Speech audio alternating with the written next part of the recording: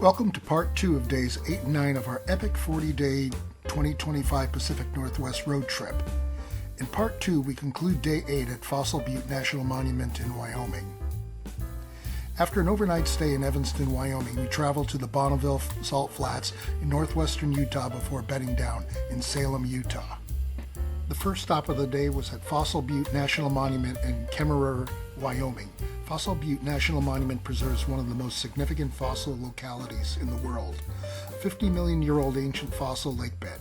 The fossils from this location are renowned for their exceptional preservation of complete skeletons, offering a rare glimpse into a complete ancient ecosystem.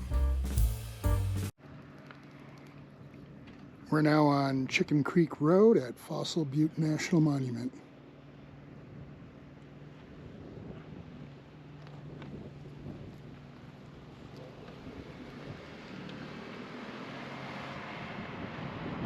The Visitors Center offers amazing displays of 50-million-year-old Eocene lakebed fossils. The museum features over 2,000 fossils on display, including fish, reptiles, birds, insects, and mammals, as well as interactive exhibits and a park film. This is the interior of Fossil Butte National Monument. They have quite a few different fossils. It's amazing how complete the fossils are from here. All the fossils were found nearby? Yep, absolutely. Within I would say maybe 20 by 20 mile square. Okay. Up here. Here's a particularly large but everything is going to be part of gator.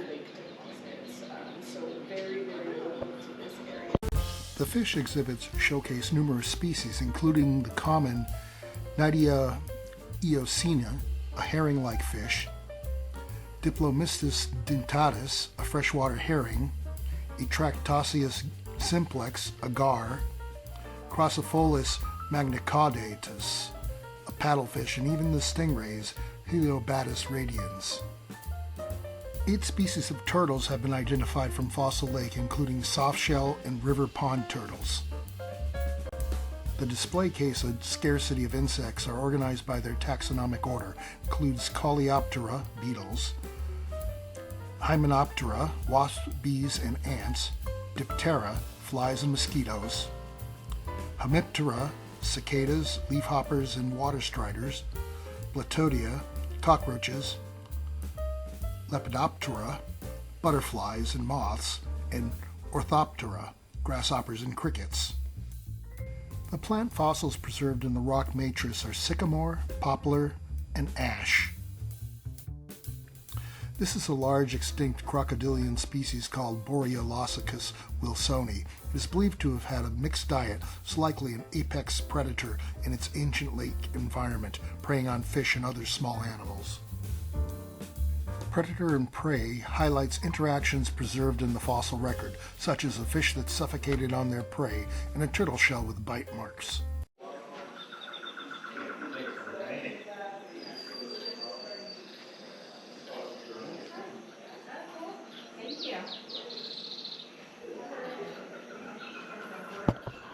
This fossil is an extinct species of pond turtle called Echmatomys wyomingensis.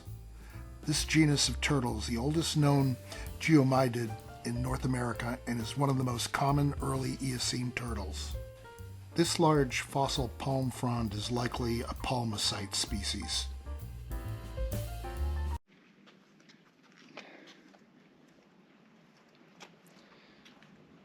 And this is Fossil Butte. Right up there, I guess, is where the various layers of the ancient lake was, and it's amazing how well preserved the fossils are, and they aren't just bones, they're entire bodies that you can compare to present day animals, fish.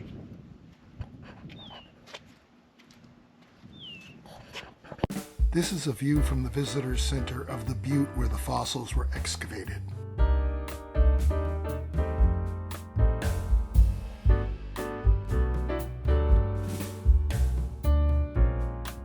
From the Visitors Center, we started up the 5.5-mile scenic drive. Our first stop was at the parking lot of the trailhead for the Chicken Creek Nature Loop. This is the view from the picnic area nature trail of Fossil Butte.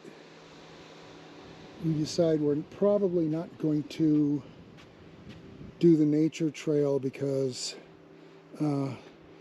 there's not much to it compared to the other. We'll see how we feel about doing the 2.7-mile trail where the original fossil deposits were found. And that little building way down there is the Visitors Center. At this point, the scenic drive continues for another 3 miles as a single-lane gravel road and has a 17% grade. We decided to turn around after the second hairpin curve as there was road construction ahead.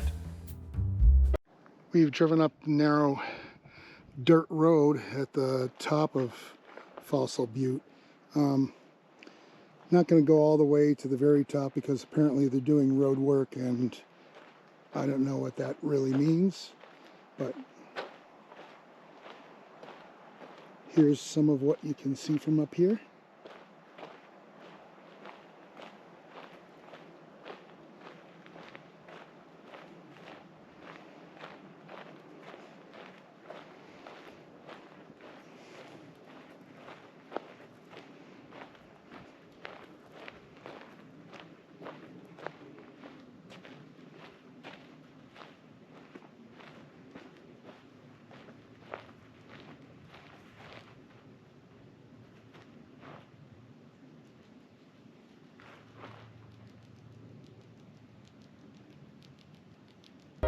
A large arcing fault cuts through the rocks in this region.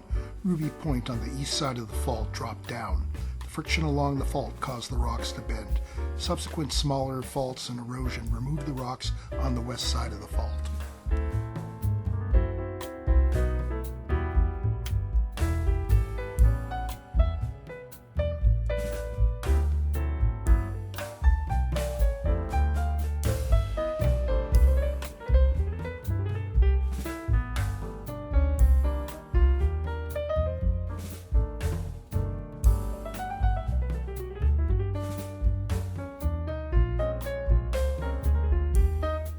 Our next stop was the historic quarry trailhead.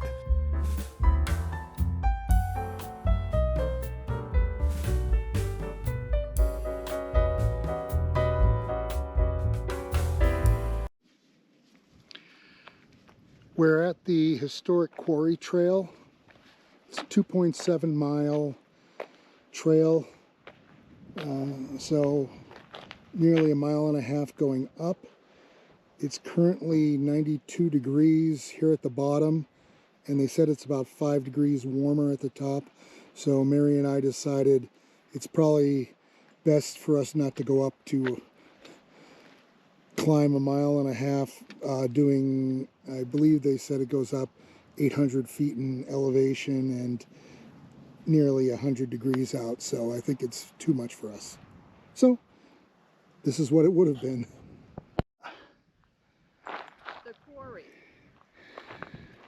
So I went. Quarry's at the bottom. No, it's at the top. We climb up that thing? Yeah. So this is pretty tiring. I didn't even go that far up.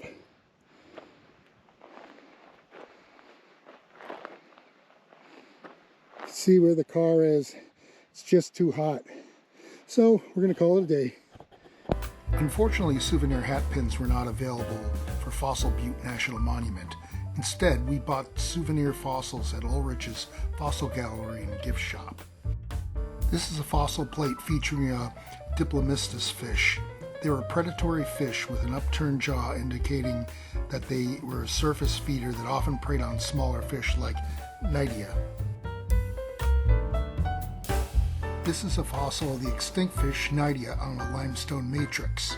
The species Nidia eocena is the state fossil of Wyoming. After an overnight in Evanston, Wyoming, we made our way to the Bonneville Salt Flats in northwestern Utah. The Bonneville Salt Flats are one of Utah's most iconic landscapes, known for its stunning white salt crust covering more than 30,000 acres of BLM-managed land. Our first stop was at the Salt Flats rest area on I-80 westbound at mile marker 10. And So we're here. here we are at the Bonneville Salt Flats.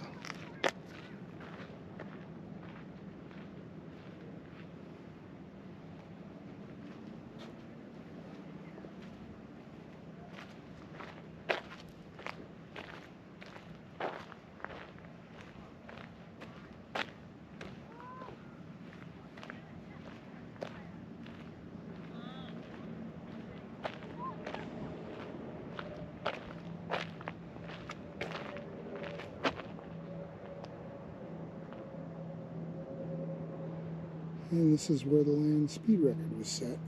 Since 1914, this majestic landscape has served as the racing grounds for generations of land speed racers from around the world. For decades, these passionate racers have tested themselves, each other, and their vehicles in ever-escalating contests go faster than ever before.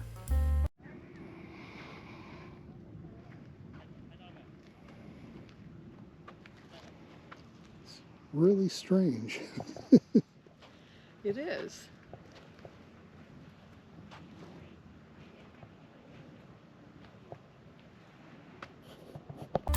We next stopped at the Bonneville Flats International Raceway, the paved access road that leads to the main Bonneville Salt Flats viewing area and the traditional land speed racing locations is approximately 4 miles long.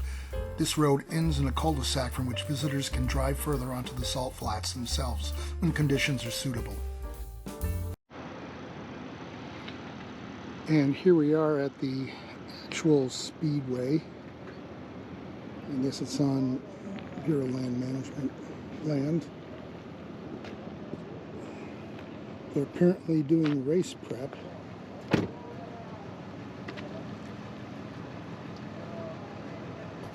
We're out there, I mean, people do dumb stuff too.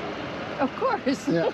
Like last year, there was a guy, so see that kind of firm that's out there? Yeah. Yeah.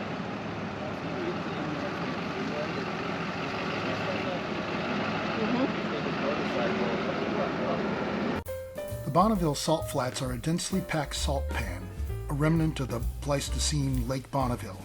It is the largest of the many salt flats west of the Great Salt Lake. The flats are about 12 miles long and 5 miles wide, with a crust almost 5 feet thick at the center and less than 1 inch towards the edges. It is estimated to hold 147 million tons of salt, about 90% of which is common table salt.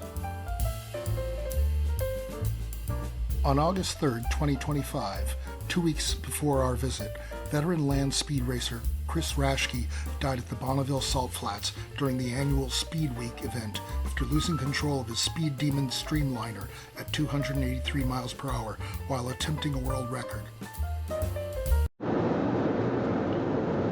Here we are driving down I-80 in Utah after having just left the Bonneville Flats.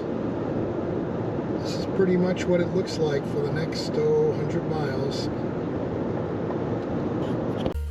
We then bedded down for the night in Delta, Utah. Mary and I thank you for watching part 2 of days 8 and 9 of our 2025 Northwest road trip. We hope you'll join us for day 10, where we visit our first national park of the trip, Great Basin National Park, a remote park in eastern Nevada. There we will visit Lehman Caves before doing a very memorable hike on the Bristlecone Pine Trail.